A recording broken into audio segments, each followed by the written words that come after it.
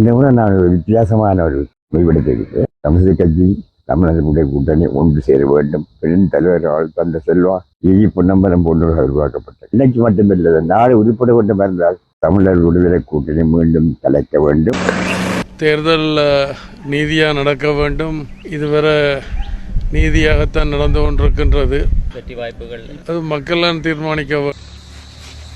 நாங்கள் கிளிநொச்சி மாவட்டத்திலே கரைச்சி, பூநகரி, பச்சிலைப்பள்ளி என்கிற 3 பிரதேச சபைகளிலும் 40 வட்டாரங்களையும் வென்று எங்களுடைய மக்களுக்கான ஆணையோடு, கிளிநொச்சி மாவட்ட மக்கள் எங்களுக்கு தருகின்ற ஆணையோடு நாங்கள் இந்த மாவட்டத்திலே ஒரு நேர்மையான, கண்ணியம் மிக்க, அறத்தோடு சேர்ந்த அரசியலையும் அபிவிருத்தி பணிகளையும் மிகவும் நேர்மைத்தன்மையோடு ஆற்றுவோம் என்ற அந்த எண்ணத்தோடும் சிந்தனையோடும் இந்த தேர்தலில் நாங்கள் எங்களுடைய நம்பிக்கைகளை மக்களுக்கு தெளிவு.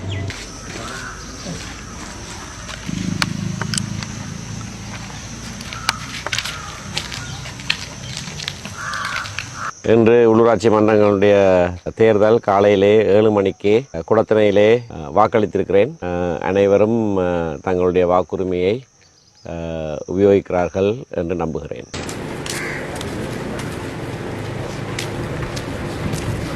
உடனடியாக அனைத்து தமிழ் மக்களும் ஒற்றுமைப்பட வேண்டும்.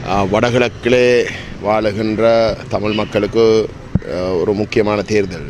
கிட்டத்தட்ட தமிழ் தேசியவாதத்துடைய எதிர்காலம் தொடர்பாக தீர்மானிக்கிற ஒரு